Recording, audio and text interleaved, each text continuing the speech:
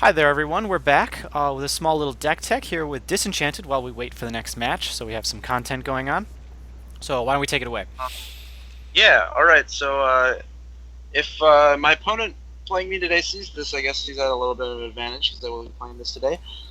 This is my control priest deck that you've seen in the past few weeks has some pretty sweet games, including that first one. This list is a little bit different from what I played the first week.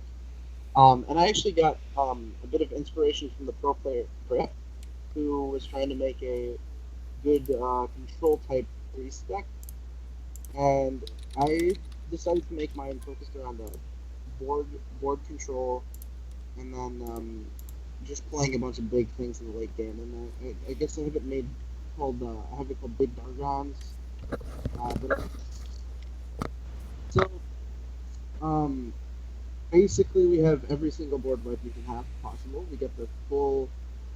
We got all two circles, two Alchemy, two Holy Nova, two Excavated Evil, and we have some of the really good priest removal cards like Shadow Word Pain. I just played one because I don't think it's too good as a two of, and I play two Shadow Word Death, and I actually only played one and two because I didn't really come in with it. So basically, the deck is aiming to Mm-hmm. control the board and get a few really nice Death Rattle minions with Museum Curator, and Doomsayer controls the board. Acolyte of Pain drawing cards. Shifting Shade is really good because it replaces itself, and Darkshire Alchemist is just pretty utility because Mm-hmm. it works really well.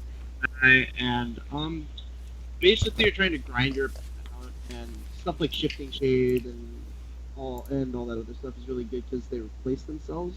Yep. And so the goal is to eventually get a bunch of Death Rattle minions, and then you play a Deathwing Dragonlord.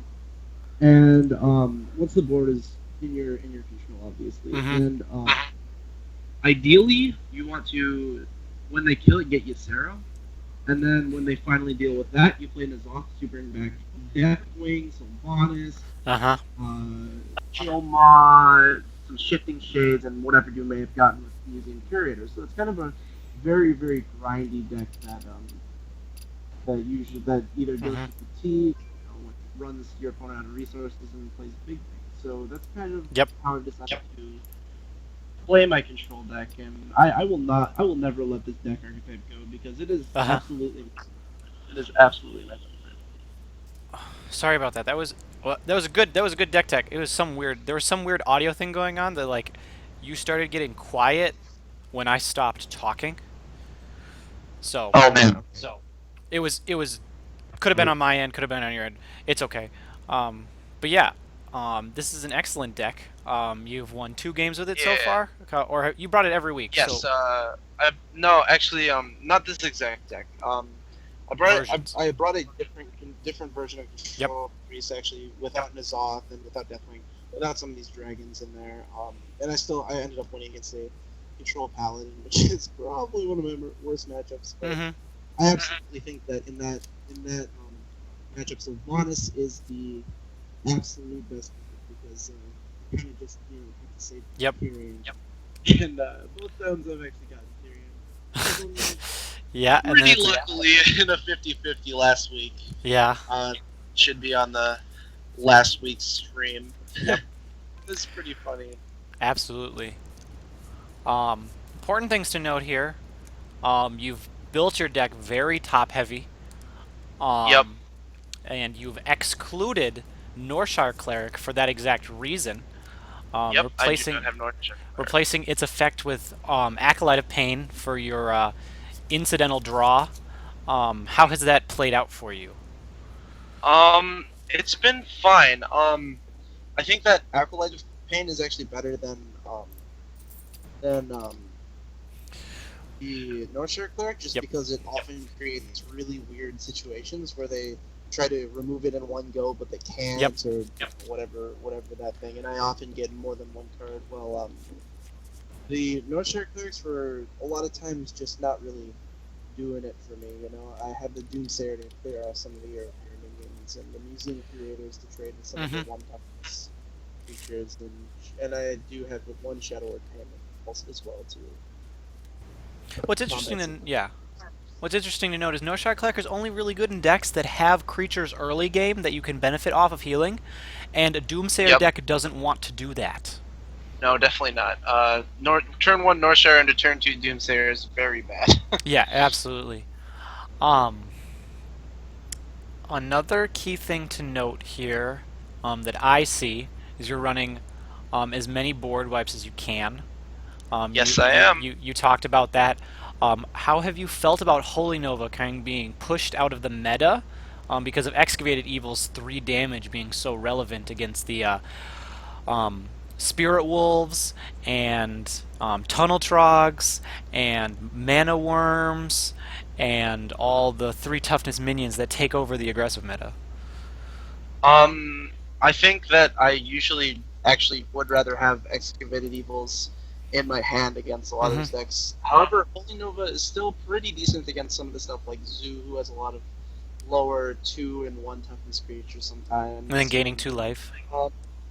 Yep, and especially if I can start, picking a few things off with, picking a few toughness off with Museum Curator and Acolyte of Pain, I can get a few of those cards down to 2 life, so Yeah. Holy Nova can be a little bit better than it usually is. Absolutely. Here. So yeah, this is awesome. So what have you found as the good matchups or bad matchups? Not even just through the Hearthstone Super League. I would actually say that there aren't too many good matchups. It's quite a skill intensive deck. It's very very hard to play. I just love it too much to not play it. But yeah, I would say that all the matchups take quite a bit of thinking, and it's never a very straightforward. There's never a very straightforward way to win the game. Yeah, definitely. That being said, bad matchups. I would say that any Cthulhu deck running Doom Color. Yeah. I could see that. Because two Cthulhu's is a little bit too much sometimes. Yep, I can see that. Yep. Otherwise, oftentimes it's up to skill, or if I just draw the wrong half of my deck sometimes. Oh yeah, absolutely. Yep. But it happens with every deck. So. Yeah, it looks like you have 1, 5, 6. You have 13 cards over 5 or over. Yep. So there's a potential. So 12. So there's a potential to draw the wrong half of the deck. But luckily you've got some cards that really make up for that with Doomsayer and Akanai Circle and all that jazz. Yep. Definitely. What have you found being the benefits of this deck over, say, a deck that gravitates around Resurrect or Elise or maybe even Double Thoughtsteal or even Cthulhu itself? What is the benefit of having N'Zoth in this meta? N'Zoth is just really, really good against grindy decks. And just actually a lot of the Death Rattle cards in general are just really good against some of the current meta, like especially because stuff like Shifting Shade can help me control the board very early against some of the more aggressive decks, and using Fury gives me that option. And I've kind of discovered that when playing Elise, you either do not get it against aggro because they kill you, Yep. or you play it against control and they beat you because they just don't have enough removal to get. Oh yeah, absolutely. Yep. And I love Elise. I love Elise to death. I think that I wish I could play that card. I definitely would argue she's one of the more difficult cards to play in this game. Because timing is almost everything. You know? Absolutely, yeah. I've just preferred to have this big dragon package as well. Oh yeah, the big dragon, definitely. It's so fun that the new Deathwing Dragon Lord, right? Deathwing Dragon Lord. Yep, Deathwing Dragon Lord. Incidentally fits in two archetypes, the Dragon archetype and the Death Rattle archetype, which is very fun. Yep, for sure. Yeah, no, I mean, N'Zoth bringing back a Deathwing is usually lethal. Oh yeah, definitely. Oh yeah, I mean, just the 12/12 body is what makes. Yeah, definitely. Especially if you can get that death rattle to land on Ysera, then it's just kind of a nightmare for the opponents. Definitely. Because they'll use their entire hand to deal with Deckwing, and use And their then entire just- hand again to deal with Utilize so many Ysera. resources.